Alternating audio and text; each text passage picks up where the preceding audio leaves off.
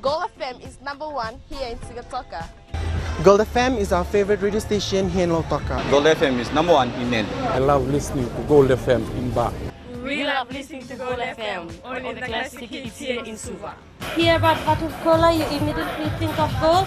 I'm Josephine Sabi and I love hearing Gold FM. Gold FM, only the classic hits.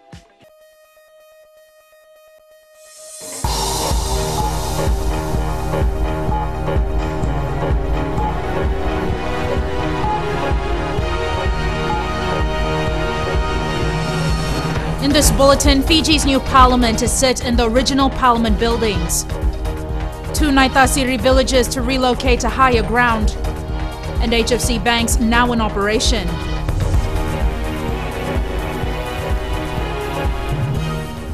Good evening, I'm Jackie Spate and this is FBC News. The Fijian government has just announced the venue for the new parliament. Attorney General Said Qayyum in the last hour announced the new parliament will be in Fiji's original parliament building, currently housing the Supreme Court in Suva. He says many factors determine the shift. It already has the infrastructure that's in place. It has its own separate entrance. It's part of the government buildings complex, and it's obviously closer to the Prime Minister's office. It has some of the major courts around it, but it's also closer to the amenities in the city. The AG says the Family Court, Juvenile Court and the Court of Appeal will now move to the previous Parliament building in Asese Suva. 2 villages in Naitasiri have expressed a strong desire to relocate to higher ground. Elders of the villages have described last week's floods as the worst ever. Meanwhile, Mikalonga reports another village along the Waindina River faces the danger of sliding into the river due to prolonged soil erosion. This is Ndelela Sakau village in Waindina, Naitasiri, one of the villages wishing to relocate.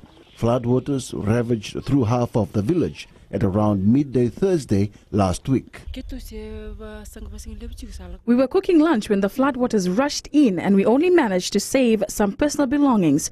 The rest remained in the house. Last week's floods were the biggest ever in my 17 years of life. Dalo farms were underwater, cows floated downriver and homes were flooded. The strong currents were frightening, but luckily no one was injured or any life lost. Last week's floods have prompted the villagers here to rethink and are seriously considering relocating the village to a higher ground. At this Talanoa session, village elders expressed their strong desire to the Prime Minister of the need to move to higher ground.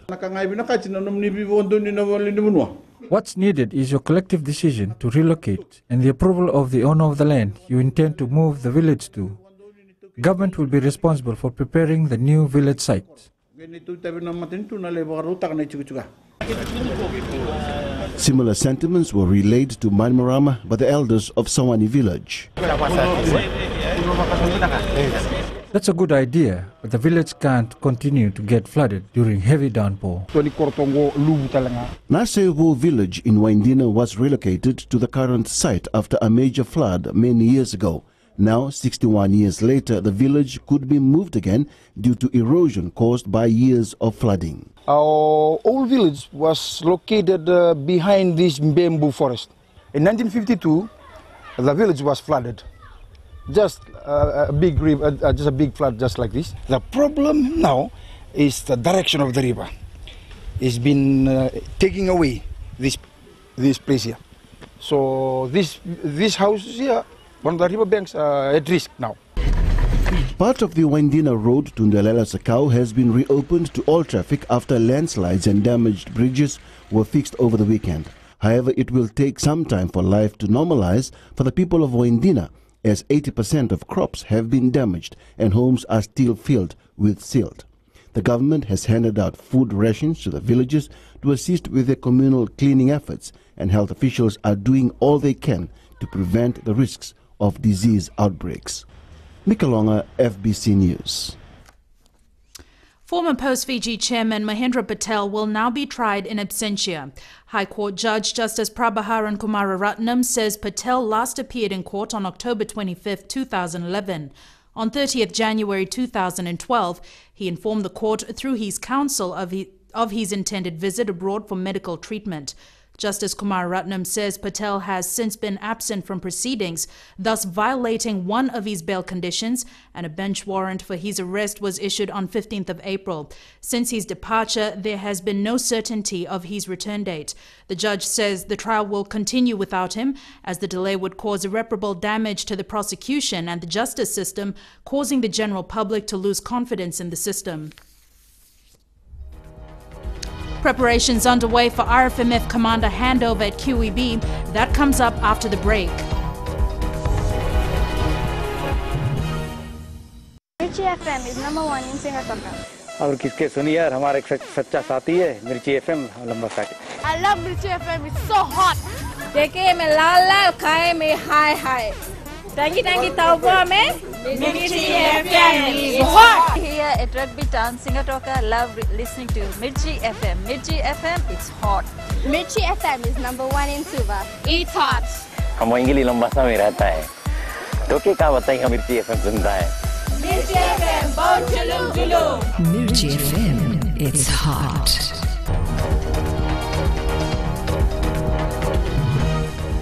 Welcome back. This is FBC News.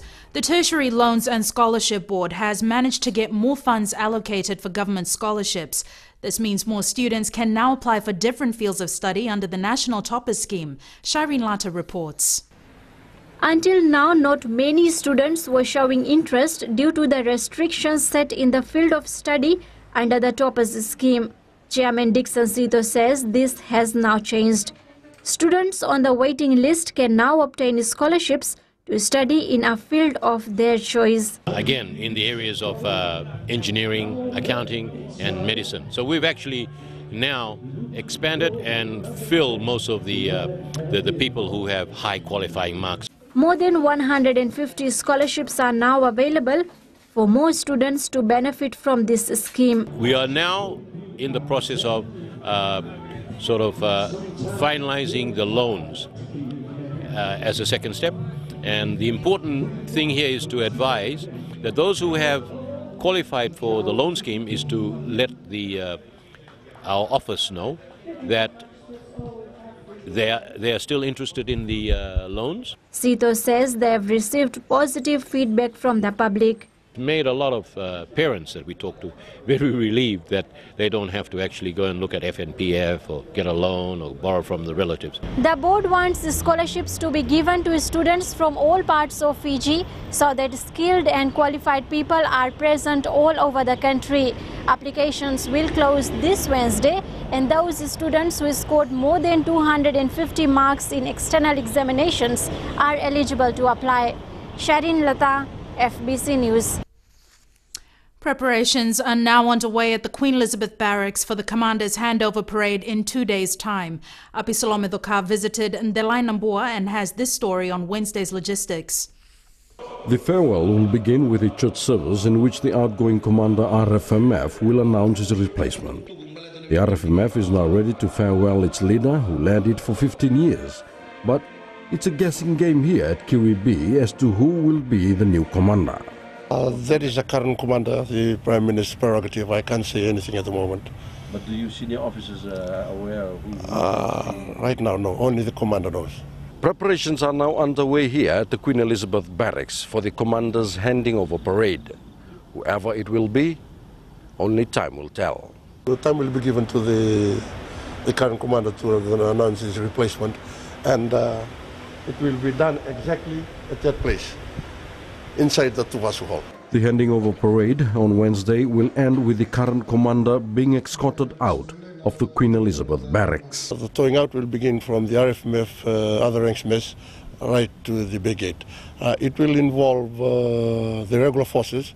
We've also invited the territorial forces, the diplomatic corps, statutory bodies, the international and regional organizations, members of the Methodist Church, and all the chaplains that has served in all RFMF missions. There are around 8 senior officers in the RFMF that could be in the running for the top job.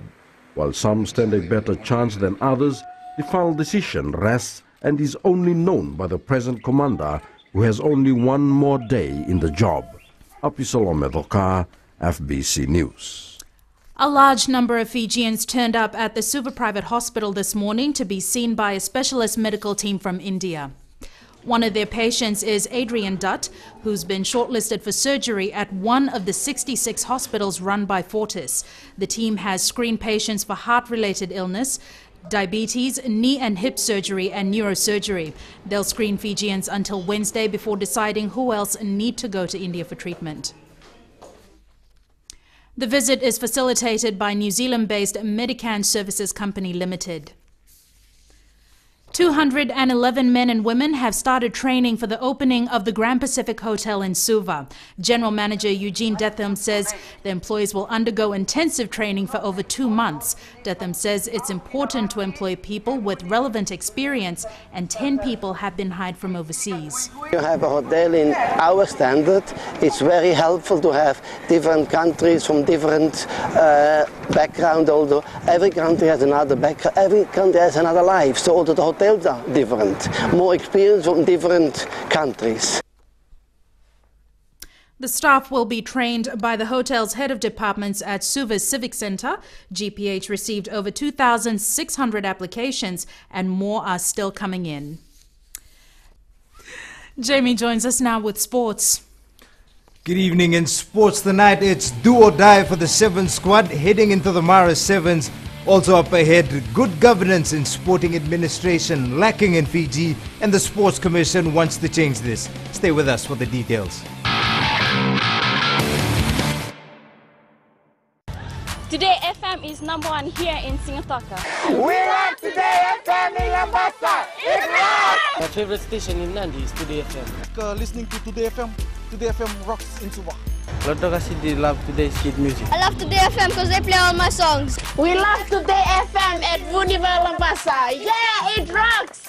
I love Today FM because it rocks. Today's hit music on Today FM.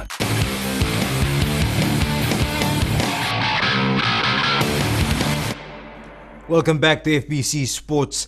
The Vodafone Fiji Sevens training squad will have one last chance to impress coach Ben Ryan this weekend. With the selection doors now wide open, it won't be an easy ride for the 21 players who have already endured rigorous training camps. Talent Daudakadaka has more. There are 3 on the floor. Space yourself. Ben Ryan has stressed he is willing to select players from outside the National Sevens training squad if they are impressive at the Fiji Bita Mari Sevens tournament this weekend. This will pose a challenge to the players who have been training under Ryan and hoping to be included in the final 16-member squad. In terms of selection from Ben Ryan, there's no favoritism. You know, he picks on form, picks on talent. Not only talent, there's hard work and the player's attitude during the game. Not only during the game, it's off the game as well. You know, and you look at the game, it's what they do when they are not on the ball. You know, he picks on form. Ryan has been attending local tournaments to scout for talent, but this weekend's competition will be his final selection ground. The number of clubs that we haven't heard of, you know, all participating at Marist, it basically just opens up the door for anyone who is on form, you know, with the right attitude, the hard work that they put in on the field. It would get them the selection of the day. So basically for the guys that are already there, they got to put up their hands. Ryan and his men have 2 weeks before the next leg of the IRB series takes them to Tokyo. The onus will be on the players to shape up or ship out. Talendo Dakadak, FBC Sports. The Fiji Sun Skipper Tuna National Football League resumes this weekend. After being called off last weekend due to wet weather, 2 Super Premier games will be played. On Sunday at Ratu Thakambau Park in Nausori, Navua takes on Lambasa at 1 p.m, followed by Rewa and Nandi at 3 p.m. Premier games will also be played on Saturday and Sunday. The Fiji Sports Commission will host a workshop this month focusing on the governance of sporting bodies. Officials believe most volunteers who take up administrative roles with the national sporting federations tend to forget that it's the athletes they serve and not the opposite. Elena MacDonald reports. The onus is on the athletes to prepare well and perform. Everything else is that of an administrator. Constitutional issues, on good governance, on ensuring they hold their AGMs, and on the responsibilities of elected members. Then we think with putting that in place, we'll have protection for the athletes. A good example of poor governance in sport is the current situation within Athletics Fiji. Establishing who the official executive committee's members are has spiraled so out of control that its international parent body, the IAAF, has had to step in. We do not have to go to that level, and that things are solved very quickly within the federations, and it should be solved quickly if we just have the athletes at heart, not us. Personality is thrown out of the window when we are looking after sporting administration. It's really the athletes that we work for, and we just make sure that decisions are made quickly, efficiently. Rules are made for a reason, and had athletics officials stuck to their own lane by adhering to their own constitution, the sport would not be on the verge of being kicked out by its parent body. The same goes for any sport in Fiji, and the message from the Commission is simple. Any decision made by administrators must be for the benefit of the athlete, not for their own prestige. Elena McDonald, FBC Sports. That is your sports for tonight. Here's Jackie now with business.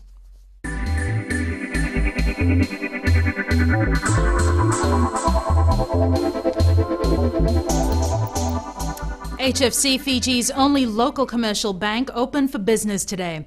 In a simultaneous launch, all 6 branches officially kicked off operations this morning. Ritika Pratap has more.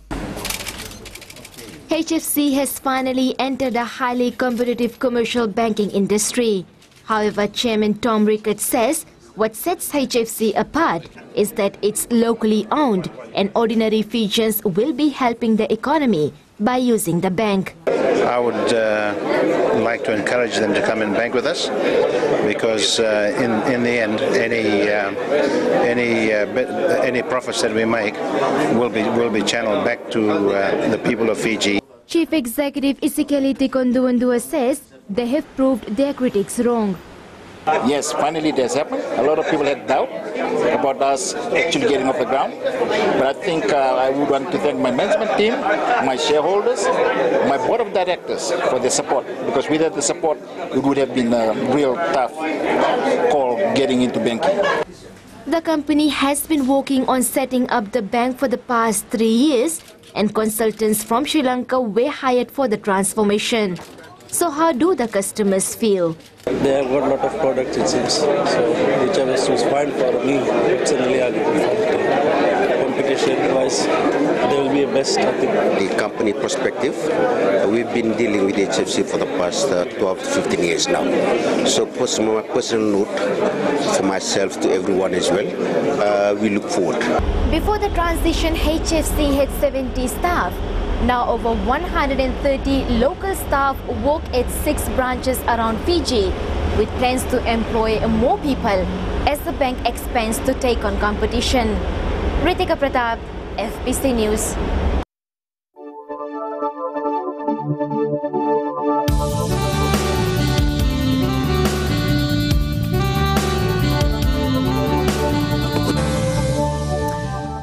New week and finally clear skies again, Jen. Yes, Jackie, it's been a scary few days. Thankfully, the worst is over.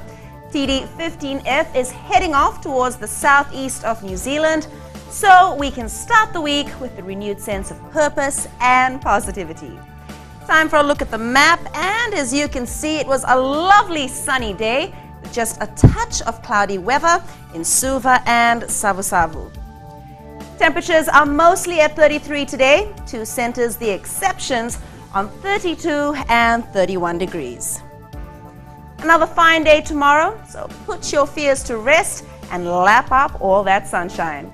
Mariners, take note that winds are changing direction from southwest to southeast tomorrow, and seas will be moderate to rough with moderate southerly swells. Now, in case you didn't know, swells are a succession of waves or a single large wave. First photo of the day now, and it's Nangarawai village in Namosi. That's the focus this evening. And what a beautiful picture to start the week. Look at that. all that greenery surrounding this river right here at Nangarawai. I think I'm going to use this as a screensaver, Jackie. That's lovely. Thanks so much for that, Genevieve. Recapping the headlines, Fiji's new parliament to sit in the original parliament buildings, 2 Naitasiri villages to relocate to higher ground, and HFC banks now in operation. Last week's poll question, we had asked, are Fijians taking the dengue outbreak seriously? There were a total of 362 votes. 30% said yes, 70% said no. This week we're asking, should people be penalized for not adhering to weather advisories? Visit our FBC website to take part. Remember, you can send us newsworthy pictures and videos on email citizenseyes@fbc.com.fj or share it with us via Facebook page FBC News. And if you're on Twitter, follow and tweet us your news tips at FBC News or simply hashtag FBC News. And that's your Monday night news. Till tomorrow, good night.